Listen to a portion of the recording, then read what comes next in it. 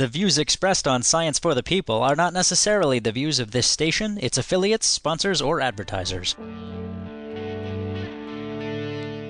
Hello and welcome to Science for the People. I'm Desiree Schell, and on this episode, we'll be listening to Mental Illness Myths, a panel recorded live at CONvergence 2014 in Minneapolis, Minnesota.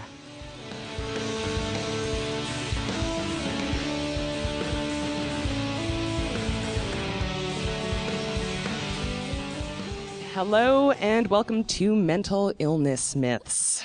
I am Desiree Schell. I'm the host of the Canadian radio Science for the People, and I will act as your moderator today.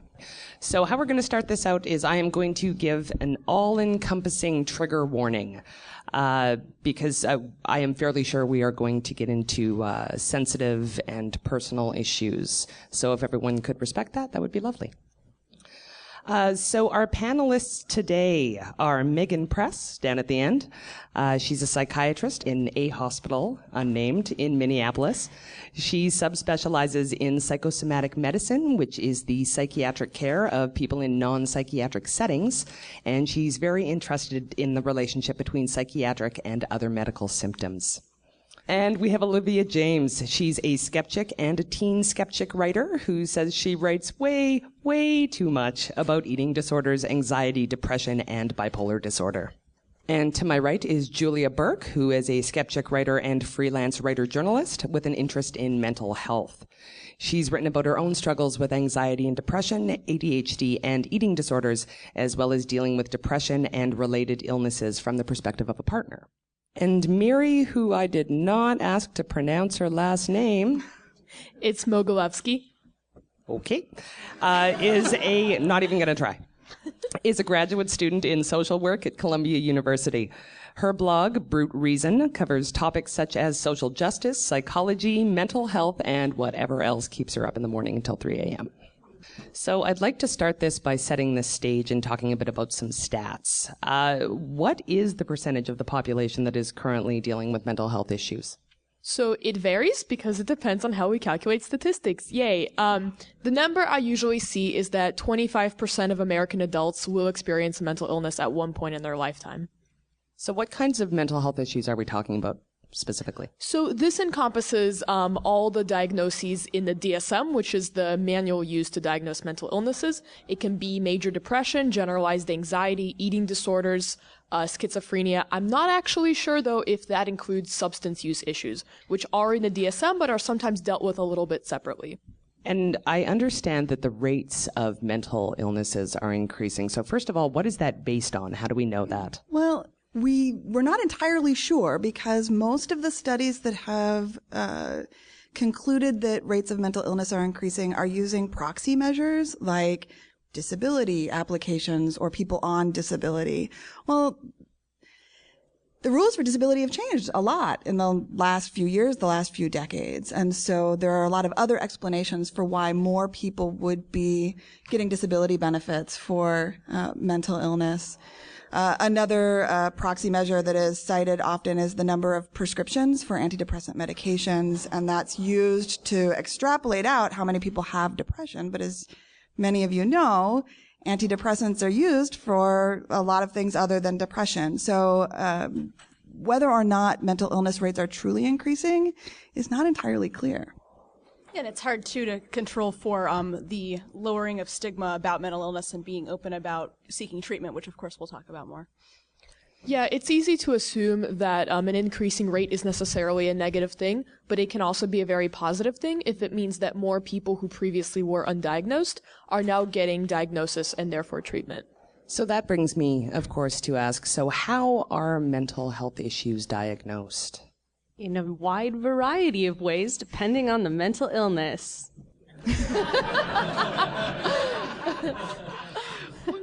Can we be more specific?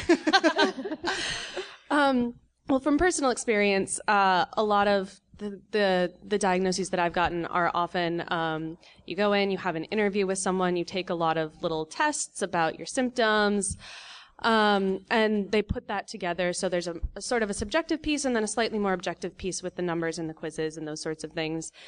And then they look in the DSM, and depending on the diagnosis, you may have to have a number of symptoms or only one symptom, and you look at the DSM and what the criteria are for a particular disorder, and you may or may not get it right on the first shot. A lot of people go through a number of different diagnoses as different therapists meet with them and learn about them and hear different parts of their life.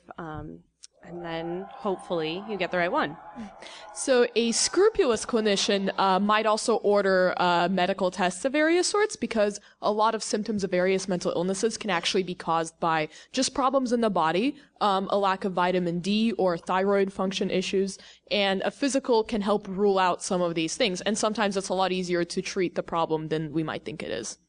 It can also be really difficult when certain illnesses occur in correlation, or there's a commonality between two different things. It can be hard to distinguish. For example, ADHD and anxiety are very commonly occurring together.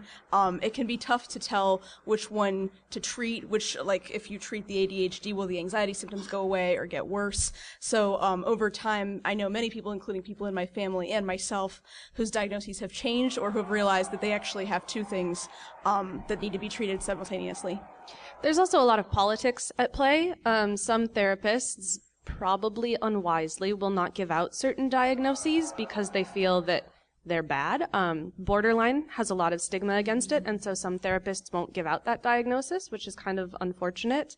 But a lot of that also comes up in how the DSM gets put together in the new editions of it. So, for example, in the most recent one, there were some updates to the eating disorder criteria to account for the fact that weight was one of the criteria, and they've adjusted that slightly because with more information about eating disorders, we've learned that weight doesn't actually determine how serious the eating disorder is. But you're absolutely right. There are therapists and psychiatrists who are reluctant at times to give their patients certain diagnoses, and I think borderline personality disorder is a great example, because they fear that other physicians will treat their patient unfairly. Which is really unfortunate, because we do have evidence-based treatment for borderline. We know how to treat it. Okay, well, as the name of this panel is Mental Illness Myths, we're going to tackle some of those. So let's break down some of the myths. Talking about mental illness diagnosis specifically. So let's go through these ideas. Mental illnesses aren't real illnesses. Who wants to go first? Well, I just think about being happy and then I feel better, guys. Yeah, and if you have diabetes, you can actually just start, thinking more positively and it'll go away. And mental illnesses are the same way, right? Just meditate away that thyroid condition. So why is that idea false? Because it's just wrong. I mean, we have facts to back up the fact that there are brain scans of people with mental illness versus not that are totally different. We have drugs that actually work on people, so clearly there's something physiological happening. We have people who will try everything on the planet to fix themselves and still can't get better. Behavior and mood are products of our brains. And I'll sometimes have patients who will say to me, "Oh, my doctor says this is all in my head." I say, well, where the hell else would it be? One of the most powerful ways to show people who are mental health or mental illness denialists that it actually is a real thing is watching somebody get treatment that works. And of course, that can be a little bit of a process. There's trial and error for what treatment works best. But just as an example, I really didn't know that I knew that I had anxiety most of my life. I didn't realize how big of a factor depression was in my life until a psychiatrist was like, "Do you want to work on your depression? Should we be treating your depression now? Like, is that something you're ready for?" And I was just like, "My what?" And then I went on antidepressants, and the number of people in my life who have told me, "Oh my gosh, you are so, you seem so much calmer and, more positive," and, the differences that they can see in me, even people who, like my sister, for example, who might have, thought it been one of those all-in-your-head types of people, can really see, oh, this is a real thing because you're different now and it's better and it's helping you. I think, like many disagreements, this one has to do with definitions and how people define certain concepts. So when someone says to me that mental illness is not a real illness, I ask them what a real illness would be. And of course they always say cancer, or whatever. And then, and I'm like, why? And they're like, well, because when you have cancer, there are things happening in your body that we can observe. And I'm like, but that's the same thing with mental illness, though. And we have all these scans, and we've done all these tests, and we've shown all these things. And, eventually they'll keep, qualifying this definition until it's become so specific that many recognized medical ailments no longer fit it. And then hopefully they see that they're just trying to exclude mental illness because it makes them uncomfortable, and it's because it's easier to think that it's something you can just think your way out of than to admit that, yes, we need to be helping people. Okay, a subsection of this myth is the idea that ADHD is not a real mental illness. So I can take that one. I grew up being, the sort of the classic ADD kid with getting in trouble for both speaking out and not paying attention, for both incredibly impulsive behavior that I couldn't control, and being the kid who's sitting there daydreaming and in space while everybody else is, looking at something really exciting that's going on. It's an inability to pay appropriate attention, and that is exactly what I had. And growing up, my mom read everything about ADD and was very good about researching it, but I experienced a lot of people who would say, oh, that's not a real thing. And even I myself internalized a lot of that and, decided, oh, no, I can beat this. This isn't something that is real. Everybody has ADD. I heard these things over and over. And the reality is that almost all psychiatrists agree that ADD is a real thing, and there's actually evidence of non-neurotypical brain activity to bear that out. And when I treat my ADD, I feel better, and I am more effective at what I do, which again, you can see the effects of it being a real thing. But there's a lot of people who want to say, because ADD treatments are so attractive as recreational drugs, because stimulants are effective at treating ADD, and college campuses, you see Adderall and being used for recreational purposes as well as for study. I think because of that, and because of some of the aggressive marketing of ADHD drugs, I think it's easy for people to say, oh, because this is aggressively marketed, it's not a real thing, or, oh, because people are using these treatments recreationally, it's not a real thing. But Julia's absolutely right. We've settled this. There are multiple areas in the brain, the prefrontal cortex, the caudate, that have all been studied, areas that regulate attention and emotion regulation that have all shown delayed maturation in ADHD, and changes in dopamine receptor density. And the treatment of choice, the stimulant treatment, and others have shown to significantly improve the deficits of people who have ADHD. I think the idea that an ailment can't be real if you misuse the treatment is a little bit ridiculous. Like, anyone who misuses morphine, pain isn't real. Okay, so for the record, what's the difference between anxiety and stress?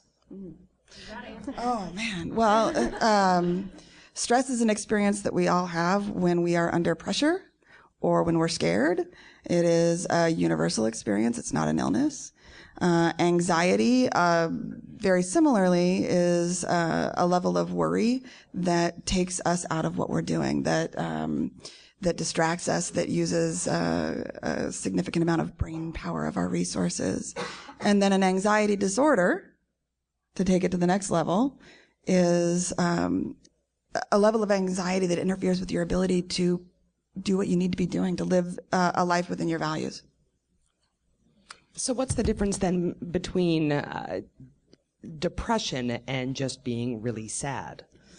Very similar answer. Being very sad is a universal experience. It's an emotion that we all have. Our lives would actually be less interesting and less rich without it. Whereas depression, much more than sadness, is there are lots of different symptoms of depression, but the one that is always strikes me profoundly is the inability to experience pleasure or to have interest in the things that you would normally want to do. So I actually wrote a over 2,000 word blog post on this that I finished about an hour ago. So on this exact question, so there's that. And I would add to that to say that depression involves a number of what are called cognitive distortions that have been categorized, and what they tend to consist of like way disproportionate responses to, certain negative events in your life or just to nothing in particular. So for instance, if you find yourself thinking, if I don't get an A on this exam, I am a failure. That is an example of what's called all or nothing thinking. Either you do it exactly right or it's nothing. You're a failure. There's also a lot of what's called fortune telling that goes on, which is people predicting the future negatively with, no real information. Like a depressed person might say something like, I'm never going to get a job in my whole life. Although to be fair, in today's economic climate, you have to distinguish what's realistic from what's unrealistic. Or they might say, I'm never going to meet a partner. I'm going to be single and alone my entire life. So that's fortune telling. You don't really know that. And it's normal when you're sad to feel pessimistic. You might think, I don't know if I'm ever going to, if this is ever going to happen for me. But to feel so utterly convinced that you're going to fail at everything and your entire life is going to be miserable, that's a symptom of depression. It's not just sadness. It also robs you of the ability to remember what happiness was like and of the ability to keep hoping that someday you'll feel better. It's also kind of a reaction in some ways to life events as opposed to, life events, you can kind of like project your feelings about yourself back onto the life event as opposed to like you might be really sad because you lost a loved one or something really bad happened in your life. That a reaction to that by itself is normal human sadness. If, you're depressed, then whether something good happens, something good happens, you can kind of like downplay it and its significance. And if something really bad happens, it confirms your fortune telling about like the bad things that will happen to you. It can be really, it's a completely different reaction to life activities and events. So depression is not a mood. It's not something that happens temporarily and then just goes away. It's continual, and it's sort of a constant state of heightened negative mood that doesn't go up and down like normal human emotions might. There is a subtype of depression that's referred to as atypical because it doesn't fit with the typical pattern of what we think depression is, and the symptoms are a little bit different. So for instance, rather than insomnia, you'll have oversleeping. Rather than weight loss, you'll have weight gain. And you experience heightened mood reactivity, which means that you can, get cheered up and happy in response to very good things happening, but your baseline is still very low, and anything negative that happens still has this huge, extremely detrimental effect on your mood. It also includes heightened rejection sensitivity, so, people with atypical depression might be overly concerned about, being rejected as partners or as friends, beyond what's realistic or reasonable, given their situation. Okay, on to myths about what causes mental illness. It was definitely your mom. Totally your mom. We all knew that. That's a quick section. So how about the idea that mental illness is due to a character flaw or weakness? That's wrong. I feel like all you need to disprove this myth is one cool person who has mental illness. And I know tons of people who are cool have mental illness. So there Study we go. done. How about the idea that addiction is due to a lack of willpower? That comes from people who have not personally dealt with addiction or have loved ones who did it, or they have and they're kind of in denial about it, in my opinion. I mean, addiction, it's just a misunderstanding of addiction. It's a misunderstanding of the idea that the possibility for that is in all of us and what drugs do to people. It's I think it comes from this sort of like meritocracy idea we have in this culture of this kidding ourselves that certain things don't affect us, and I realize that's sort of general, but it's very sad. So there is an element, this much of this, that's true in that you can, through your own willpower, seek out treatment and recover from something like an eating disorder or chemical dependency. And it's really important to remember that if you are dependent on chemicals, to remember that there is the possibility of recovery. And so having that autonomy as part of your self-conception is really beneficial. But using that to blame yourself or to blame other people is just not helpful. Post-traumatic stress disorder only occurs in people who have been physically harmed in some way. I also wrote a blog post about that one. We have a blog post for everything.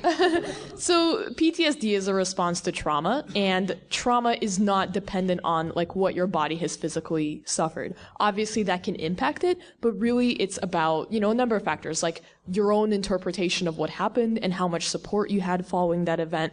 And obviously anyone who's ever been bullied knows that words can affect us very, very strongly.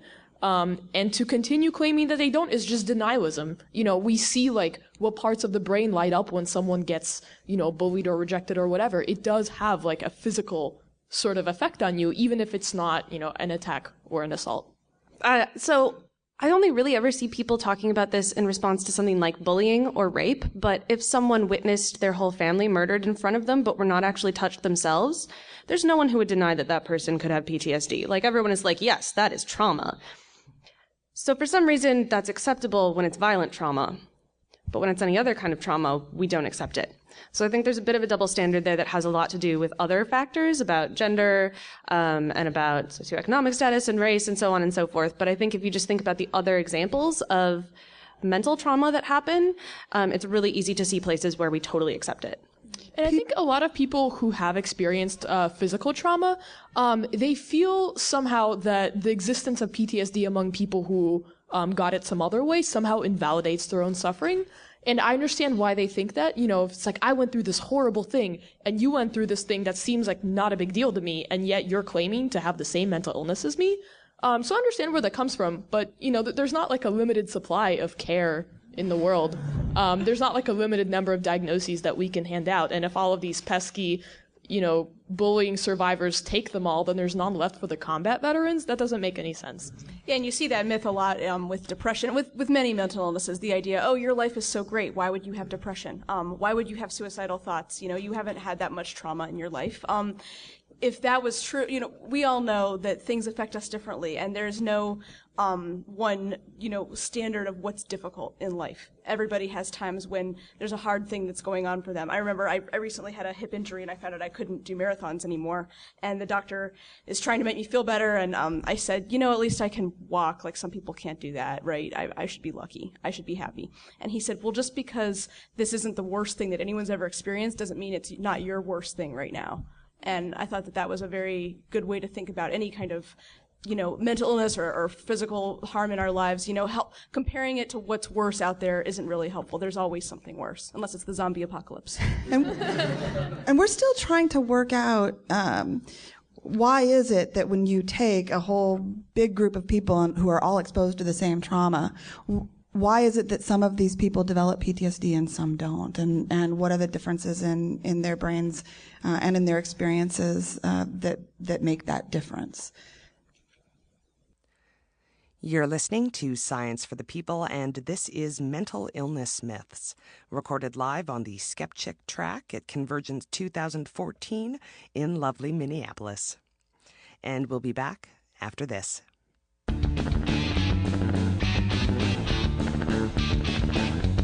Science for the People is a weekly radio show exploring everyday life from a scientific perspective. To find out where Science for the People airs near you, or to listen to past episodes, check out our website at scienceforthepeople.ca. You'll also find links to connect with us on Facebook, Twitter, and Google+, or to subscribe to the podcast in iTunes. And now, back to the show. Okay, here's a fun one. Fun is relative. People with eating disorders are white women who have been brainwashed by the beauty and fashion industry. That's what it is? That's what they say. If I had just read fewer Vogue magazines, none of this would have happened. So I feel like my best argument against this is that I have had something, an eating disorder.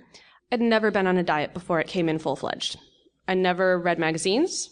I never even thought about restricting calories. And then, boom, basically overnight, I had a full-fledged eating disorder. That's not really what happens if you're being brainwashed into some sort of horrible cult of beauty ideals. Yeah, and also it's important to remember that when we say things like, oh, it's only this certain group of people that gets this illness, well, there's a lot of assumptions there. It is much easier for white middle-class women to get psychiatric treatment. Eating disorder treatment is expensive a lot of times, and it can certainly be easier for people in certain positions of privilege to access treatment and also to overcome the stigma associated with getting help. It's a self-perpetuating cycle, right? If you have this like idea that only, white teenage girls who are middle class have eating disorders, then if you are a white teenage girl with an eating disorder, you might feel a little bit more comfortable about talking about it or getting help than if you're a woman of color or if you are, a plus size. Actually, the blog Black Girl Dangerous has a fantastic post about being a person of color with an eating disorder and how many extra layers of stigma there is there because it's kind of an invisible group. There's also a history of eating disorders that has gone on far previous to the diet industry. I mean, obviously we can't diagnose people just by reading their writings, but there is a lot of evidence for women in the Middle Ages starving themselves for religious reasons. There's a really interesting book about this called From Starving Saints to something or other. Fasting. Do you know this one? No. Okay. It's a history of self-starvation. Unfortunately, at the end of it, they just say it's not eating disorders because they didn't want to lose weight, which is a whole other issue. But it goes through all of the different ways that people would starve themselves, the reasons they would starve themselves starting in the Middle Ages. And there are tons of cases that are documented of people starving themselves until they die. And so I think it's obvious that hurting yourself with food is not a new phenomenon. It is true that culture influences how mental illnesses manifest themselves, but it's not like this simple linear causal relationship. It's not like, oh, you read a bunch of magazines and then you reach a tipping point and you're like, okay, I'm going to starve now. Media sets a certain cultural norm of what do other people do and what is appropriate for me to do. But they don't create the disorder that, is already there. Eating disorders are actually more about control than they are about necessarily thinness or beauty. It's people who have this extreme need to control every, little bite of food that they eat. And sometimes that's because they want to be more attractive, as they see it, and sometimes it's not. Yeah, it actually was a huge, eating disorders correlate with anxiety just as ADHD does. And that's actually, for me, in my experience, it was a huge factor in anxiety manifestations, ways to control things, obsessive behaviors, really just a way of filling up my brain with something that I felt in charge of, as opposed to really, the thinness, the weight loss, those are all kind of the symptoms of what's actually going on, which is a control issue. There's also some evidence that people in other cultures who have eating disorders don't do it for weight loss. So for example, the study that I had read was that girls in Chinese families would have eating disorders as a way to assert their individuality because they felt as if they were being subsumed by their family. So it's not necessarily exactly control, but very much about creating an identity for yourself. That's true. All right. Moving on to myths about treatment. Psychiatric medications change your personality. If your personality is a jerk to you, that can be nice. I mean, it's sort of the point. Well, I mean, there's this idea that it's not natural or that you're anything that is part of you, in your brain as opposed to a physical ailment. If you were to get cut and you went to put a Band-Aid on it and somebody said, that's part of you now, don't change that. That's beautiful. You'd be screw you, I'm bleeding out here. But when it's a mental thing, there's this idea, that's your personality. Well, when your personality is really affecting your ability to enjoy life, your quality of life, your ability to do your job, work, it's really not fair to have that idea that it's somehow wrong to change your personality. Mental illnesses are. It's I keep making the comparison to physical illness. You can't strip away gifts and intelligence and things that you love, when you treat a mental illness. Those are all part of you. Treating the mental illness helps you live your best life. There's a lot of people who think that if you take drugs, you turn into clones of each other. Everyone turns into these Stepford Wives people. But that doesn't actually happen. I've never met someone who gets more boring and doesn't have a personality after they start on antidepressants or meds. So it's not like it's going to flatten us all out. It's just adjusting certain things that aren't working for us. And actually, we do that all the time. We adjust what's happening in our brain by changing our surroundings, by changing who we talk to, by fighting with our thought patterns. And this is just a way to do that a little bit faster. And so it's not okay, I guess.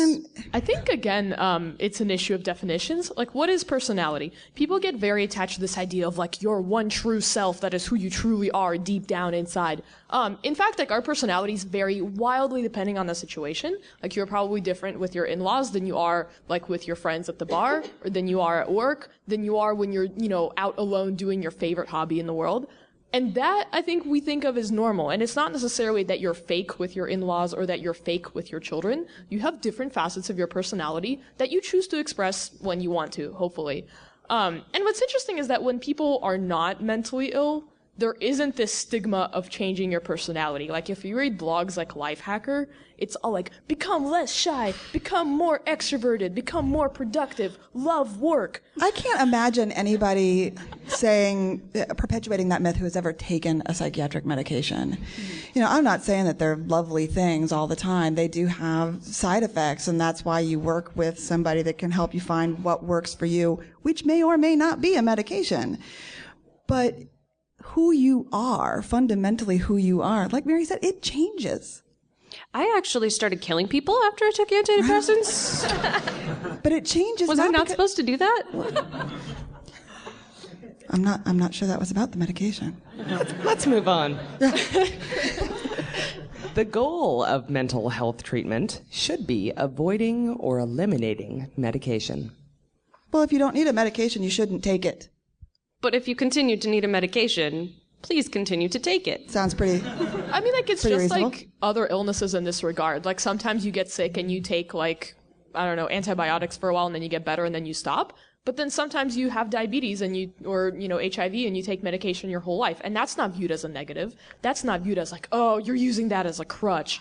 Well, like, our bodies aren't perfect and they were not designed to withstand all of the challenges that modern society has thrown at us. And sometimes you take medication as like a maintenance sort of thing for your whole life. I don't think anybody enjoys having to take a medication for their whole life, whether it's for mental illness or for physical illness. It's not very fun to be dependent on a pill, to have to make sure you're taking it on time, blah, blah, blah. But being sick is not fun. It's something that you have to do in order to keep functioning. So regardless of whether it's pleasant or not, it's still important. All right, how about the myths about the people who have a mental illness? People with a mental illness are violent. I probably shouldn't have said that killing thing. I don't know the statistics. One of you will have to help me out here, but actually people with mental illness are more likely to be the victims of violent crime than the perpetrators, and that's something that is not often talked about. And also, Hollywood doesn't do a very good job of clearing that up. You see a lot of villains, and horror movies will really play on the mental illness thing, and oh, this person went crazy and then they killed people and stuff, and the actual statistics really don't bear that out. One thing to note is that mental illness is a really wide category. I mean, we don't usually go around having discussions about physical illness as a whole category and lumping everyone who's sick in every possible way together.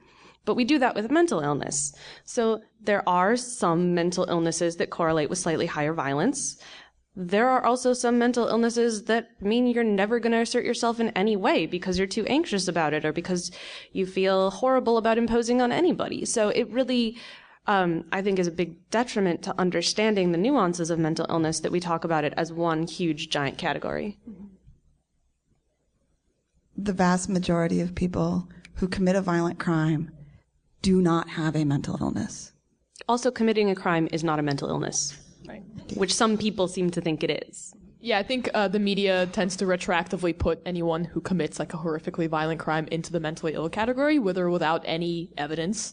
So that, yeah, that's a really good point. So if you're a white man, then you're mentally ill. If you're not a white man, then it's like your horrible, terrible culture. So that means that, hearing about this all the time in the media and like the few cases where it was a mentally ill person, we presume that the mental illness is what caused the violence, when that might not necessarily even have anything to do with it. people with mental illness don't have jobs. How many of us are unemployed? I got a job. I got a job. I got a job. I'm in school. Damn it, Miri! Science!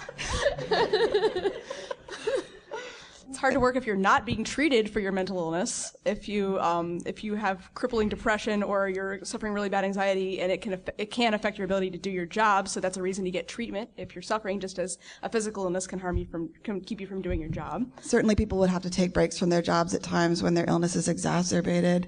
But we know from our research that all people, do better when they have a purpose, when they have a reason to get up in the morning, whether that's competitive employment or volunteer work or what have you. And so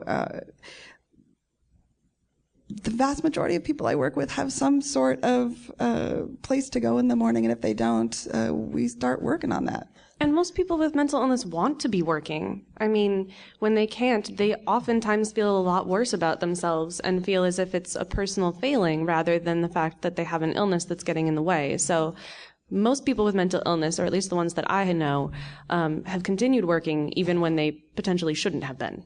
It is, again, like any other chronic illness or disability in this regard. You know, sometimes you have one and it really doesn't affect your work that much. Sometimes you have it and you need certain accommodations. Sometimes you have it and you actually can't work for a period of time, and then, you know, hopefully you're able to get disability benefits, which are extended to people with mental illnesses for that reason.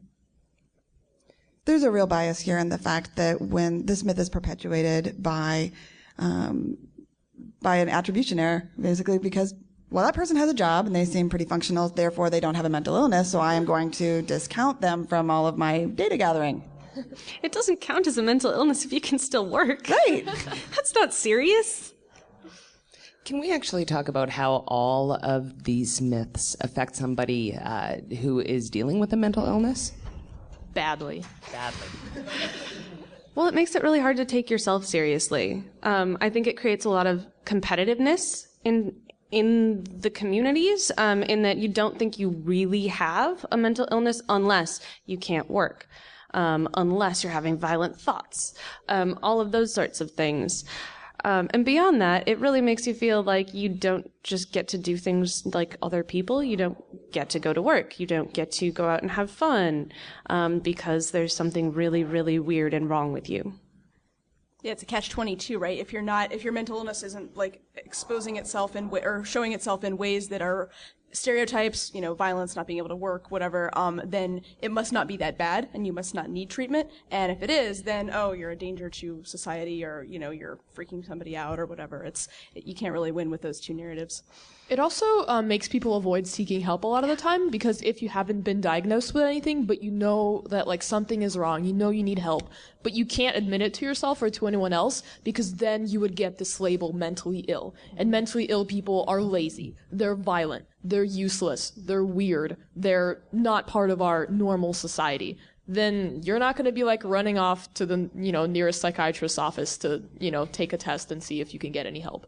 I want to take this opportunity too to point out that personal relationships can really be affected, not just your relationships with people at work, but partnerships, marriages, things like that. If your partner has this misconception or stereotypes about mental illness that ultimately make them feel that your mental illness is reflecting on them negatively, or their inability to be good partners, or the relationship, or their love for you, or your love for them, that could be a serious problem. So if you're in mental health treatment, if you're looking to pursue treatment, it really is everything to have your partner, if you have one, on board with you. And, you know, even if, you know, sometimes having them accompany you to therapy once in a while can be helpful. Sometimes just them reading more about it, doing their research, because it can really be a problem if someone with mental illness has a partner who does not understand what's going on and ultimately thinks that it's them who is to blame. Relatedly, if you have someone who's close to you who doesn't understand mental illness, it can be extremely invalidating. It can feel like they're saying you don't actually hurt, you're not actually struggling, just suck it up, which is probably the fastest way to make it worse. Yes. I've also been told that if I'm depressed, I must not really love my partner, because if I were really in love, then I would have nothing to be depressed about. And I had to choose between either accepting that I don't really love the person that I love, or accepting that my misery is just normal and this is just going to be my life forever. So I didn't like either of those options. Well, on that note, what's the most spectacularly bad advice you've received about mental health? About your own personal mental health, and that's from family or mental health practitioners. I'm very interested to know. I think my favorite one for eating disorders was just exercise, and then you won't feel bad about eating. That's problematic. Yeah, I know. I was like, I just came from swimming 4 miles. Mine was also an eating disorder one. It was a year after I recovered and got out of treatment, and I mentioned to somebody that I had been through this 2-year anorexia thing, and they said, "But you look great now." So either, that perpetuates the myth that you can tell that someone has an eating disorder by looking at them, number one, and number two, I need their validation to be better. I personally you look so healthy. I don't really care what I look like. That's a horrible thing to say to in your somebody. mind. I don't want to think about what I look like. Tell me that I'm a nice person. Mine was definitely a generic one, and it was just focus on the positive. Be cheerful. If you pretend to be cheerful, then you will eventually become cheerful. And the thing with that is, so actually recently a study came out about self-affirmation, which is, a practice that is sometimes recommended, of thinking or saying to yourself, I am beautiful, I am good, I'm a good person. And here's what they found. So people who have low self-esteem, that actually tends to backfire. Whereas people who are doing pretty well already, it does help them a little bit sometimes. And same with they also did a study where they told people they had two groups of people, high self-esteem and low self-esteem, and they had people tell them oh, everything is great, you don't really have any problems, just cheer up, it's gonna be great. And again, the people with low self-esteem were really negatively affected by that. So it's not just useless advice, it can actually backfire because it makes me feel miserable, it makes you feel miserable because you're failing to help me and then you feel bad. Don't do it, there's no reason. The worst slap I had was not about my own personal mental health treatment, but about my choice to switch specialties early on in my training to psychiatry. And a beloved family member who I will protect their identity said, "Oh, what a shame to waste such a perfectly good medical education." She came around. Okay, let's take some audience questions because I see some out there. Plug for the Mental Illness Happy Hour. I like the title. What myth would you add to the list? People who make suicide threats are just looking for attention. Which is sort of true. Because, yes, people want attention, but how is that a bad thing? Everyone wants attention. If you're hurting so badly, screaming about it in order to get some help is a really appropriate thing to do. Yeah, I think that myth presumes that there's something, there's something fake about the suicidality or the suicide threat. So just looking for attention applies that they're faking being suicidal to get attention. That is almost never, ever true. Most suicide thoughts are temporary. They peak and then they fall off. That's expected. But when people see that pattern, they think that it was never real, that thought and feeling was never true. I would add to that a myth that I fell victim to when I had a partner with suicidal tendencies at one point. I took it personally and thought that it was something, I perceived it in some way, something that the partner was doing to me to hurt me, or doing to their family, loved ones, friends. How can you do this to, your family, friends, whatever? That was a narrative in my head for quite a while until I realized that not only is that completely untrue, that is spectacularly unhelpful to have that mindset, because it caused me to just take it personally instead of trying to get the person help. I think that one can be applied to almost any mental illness, yes. Actually. I know a lot of support people who have had issues with that surrounding all sorts of issues. Mm-hmm. So if there's someone who's resisting treatment, how can you talk to them or convince them that it might actually be a good idea? I think you need to understand their reasons. So, a lot of people will say, oh, I don't need it. Oh, I'm fine. But when you really talk to them, they'll say, I'm scared. Or what will you think of me if I'm diagnosed with a mental illness? Or I don't know how to afford this. And there are practical ways to, get around that problem somewhat. And I think you can't help someone until you understand where they're coming from. And you also have to accept that, we are adults, who are autonomous. And unfortunately, you cannot make someone do something, even if it would be really good for them. So, don't take it personally if they don't take your advice. Just be there for them and keep trying. Yeah. Keep trying is very important. Sometimes people aren't receptive to something right away. Sometimes people have to hit bottom or close to it before they realize how much they need help. I've been effective with some people in, just letting them know, hey, there is treatment available for this when you're ready, and I'd love to help you. And then eventually they come to a place of, well, I've got nothing to lose. I guess it couldn't get any worse than it is now, so I guess I'll try to get help. So that can, just being there for somebody and making sure that they know that when they do need support, you're there. If it's someone who you're very close with, you can also somewhat make it about yourself. So if you're talking to your partner, you can say, I really need you to do this. I can't function as your therapist. That is not the appropriate thing for me to do. And so I need you to have a therapist in order for this relationship to be functional. That's a totally appropriate thing to do, because if your partner has untreated mental illness, it can be extremely difficult to be with them. The question was, to put in a nutshell, how do you help people find employment who are mentally ill and whose mental illness is, sort of preventing them from being able to get and hold down a job? Well, programs like the one you're mentioning are a really great first step along with treatment so that folks can manage their symptoms for as long as they need to feel like they're functioning at a level where they can do whatever job it is that is in front of them.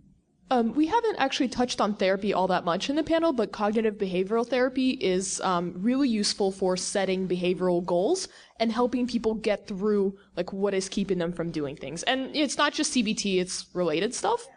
The question was about how to advise people to get help. I would say encourage them to seek treatment and provide them with resources about free or low-cost treatment options in the area, which can be, you'd know more about this than I would, obviously, but obviously university training programs and things like that, or various pro bono organizations in the community. And you don't have to frame it as I think you have a mental illness, obviously. You could frame it as, it sounds like you're having, a hard time dealing with this. Maybe it would help you to talk to someone who can help you get past these barriers. Yeah, it can be, sometimes when you start with a diagnosis, you sound like you have OCD or something like that. That can be really, aggressive. It's not really Don't diagnose people unless you're a certified therapist. Sometimes framing it as a question, do you feel like when you notice something, a behavior, or they complain about, something, or they bring something up, or they just seem kind of, when you observe a behavior or they say something about it, do you feel like that's really inhibiting, our work here to find you a job? Do you feel like that's really inhibiting your personal life? Do you, have you noticed this for a long time? How long has this been going on? Let people come to their own conclusion. Yes. Yeah. The question was about the stigma around personality disorders. Okay, well, we can start with the personality disorders and the fact that they do seem to be, at least from a stigma level, carved out from the rest of mental illness, which is total crap. And the idea that that it's just that calling them a personality disorder implies that there's a character flaw, when borderline personality disorder is a neurologic illness of emotion regulation and is very, very treatable. I can speak some to the borderline question, because I do have borderline personality disorder traits, which isn't exactly what it sounds like. So there are 9 criteria for borderline personality disorder. In order to be dosed with full borderline, you have to have 5 out of those 9. If you have somewhere between 2 and 4, you have traits, but that doesn't necessarily mean that it's less serious. Someone with all 9 of the traits could have them all at a low level, but someone with 4 of the traits could have them at an extremely high level. So that's just sort of the difference in terminology there.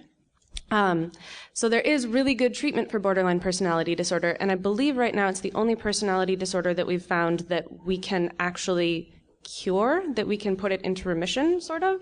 And so they're thinking about taking it out of the personality disorder category, because of course we need to keep that stigma well and alive. And that's through DBT, which is dialectical behavior therapy, which should be taught in high school. It's amazing. It's so cool. I'm really excited Can about someone DBT. explain that? Seriously, you don't have to have borderline personality disorder to benefit from DBT skills. You can use them every day. They are awesome. And if we taught DBT skills to 16 and 17-year-olds, we would have a lot less conflict in our world. So I'm in the process of writing a series of blog posts on Teen Skeptic that are going to be going through each of the DBT skills and explaining what they are. Essentially, there are 4 different areas that people who have borderline have a lot of difficulty with. So interpersonal effectiveness, emotion regulation, distress tolerance, and then the final area is mindfulness. So that's about being present in the moment. And so the different skills are to help you be effective at those different things and incorporate your life goals into your treatment so that you can reach those life goals without your borderline getting in the way. It's really cool, and it's super effective, and it's evidence-based, and it's awesome. So how do you respond to people who suggest that you just out your own mental illness as a way to deal with it? It's tough, and it reminds me of the situation in the LGBT rights movement of, come out because it will remove the stigma of coming out and of being LGBT. Yeah, that's true. The more people that if you talk about mental illness, the more people talking about it, the more people being open about their own mental illnesses. I know I became more emboldened to talk about my issues once I knew friends online who were talking about theirs. And I was reading blog posts where people were talking about this stuff. Yes, the more talking about it, the better. Should people who are suffering have the burden of taking those first steps and being being activists and risking stigma? It's not fair. But I, as somebody who has a certain amount of privilege, where I can share mental illness stuff without fear of retribution in my own life, I do try to, write more about it and talk more about it to try to do my part to help reduce that stigma, but it's a huge problem. So if someone is directly telling you that, there are a lot of, there's a blog called Captain Awkward that gives people advice on dealing with all sorts of situations, and she gives a number of great scripts for when people are telling you to do something or asking you something. You just say something like, I'm not comfortable with that, and I don't want to talk about it anymore. And then if they keep going, you keep repeating it until they feel awkward. Stay tuned for more after these messages.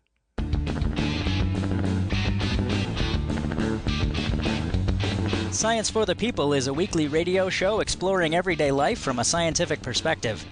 To find out where Science for the People airs near you, or to listen to past episodes, check out our website at scienceforthepeople.ca. You'll also find links to connect with us on Facebook, Twitter, and Google+, or to subscribe to the podcast in iTunes. And now, back to the show.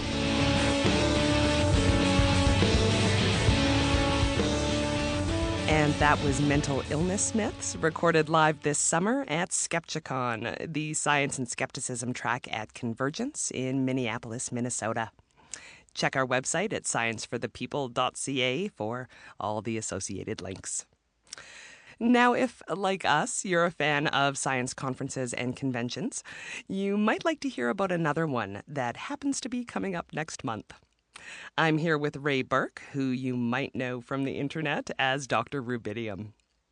Ray is an analytical chemist, science communicator, and writer at skepchick.com, and she's also involved in Seattle's Geek Girl Con.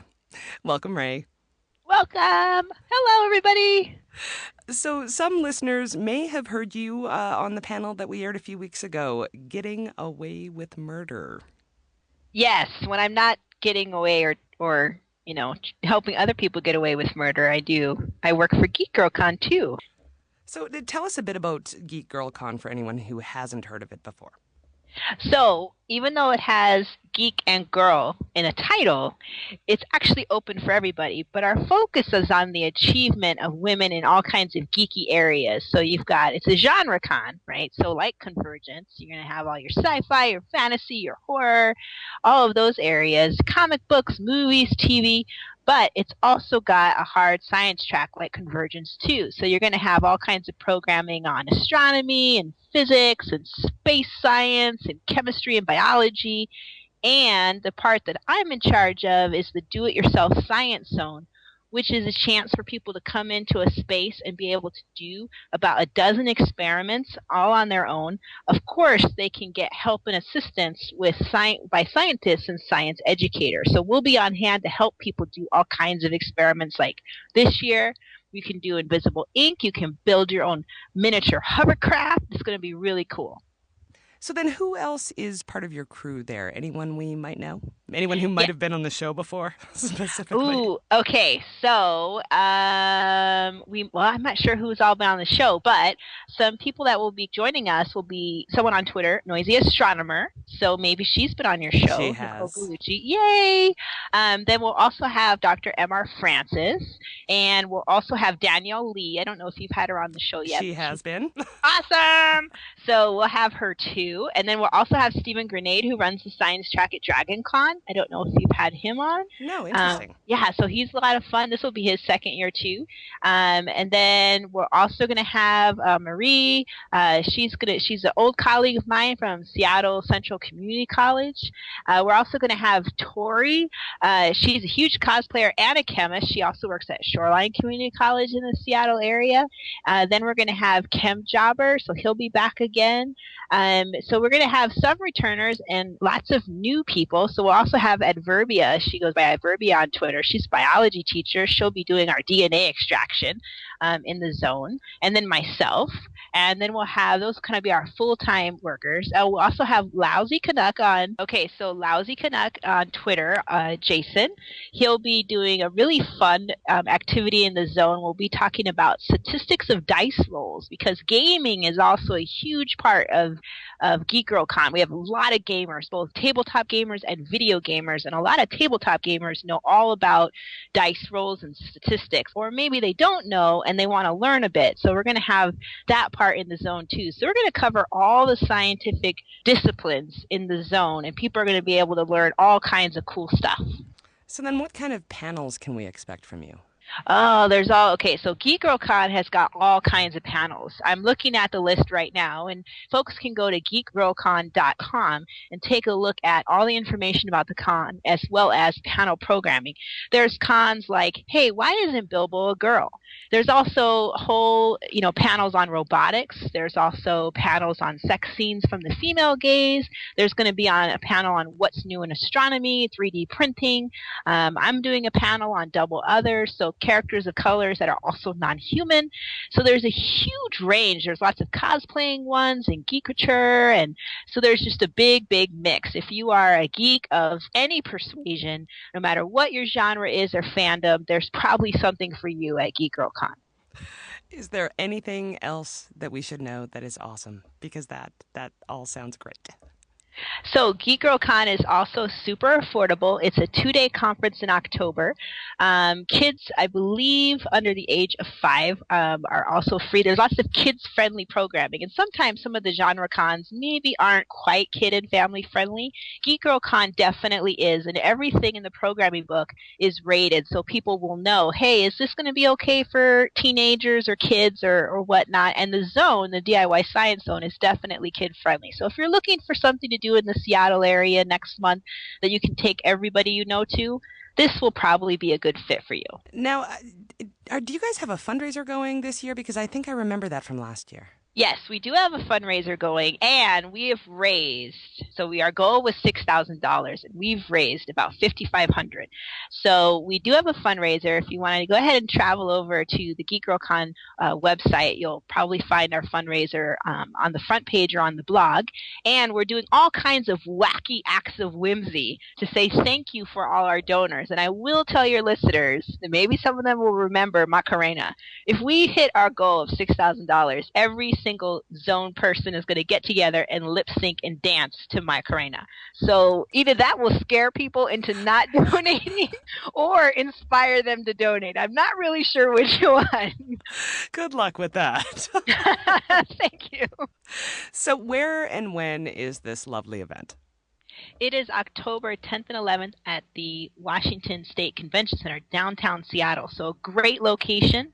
And again, you can take a look at our website. We've also got some discounts on area hotels that are running right now. And of course, if you're in the Seattle area, I hope that you'll stop by. Passes will be available. Last year, though, I do want to tell people that they did sell out right before the con started. And you can purchase them online, so you might want to take a look a bit early.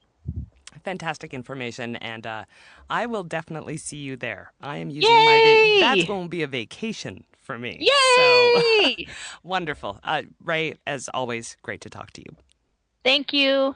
And that's it for us. Head to our website at scienceforthepeople.ca for all our social media links. And of course, there's also one to iTunes so that you can write us a glowing review, download past episodes, and subscribe to the show. Thanks for listening, and we'll see you next week on Science for the People.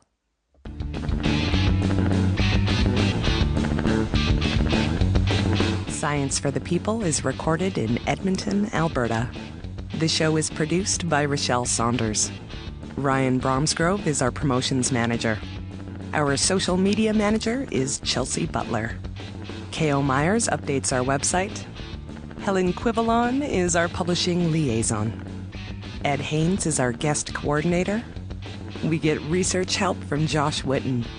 The show is edited by K.O. Myers and Ryan Bromsgrove. Our theme song was written and recorded by Fractal Pattern, and its title is Binary Consequence. The show is hosted by Rochelle Saunders, Marie Claire Shanahan, and me, Desiree Schell.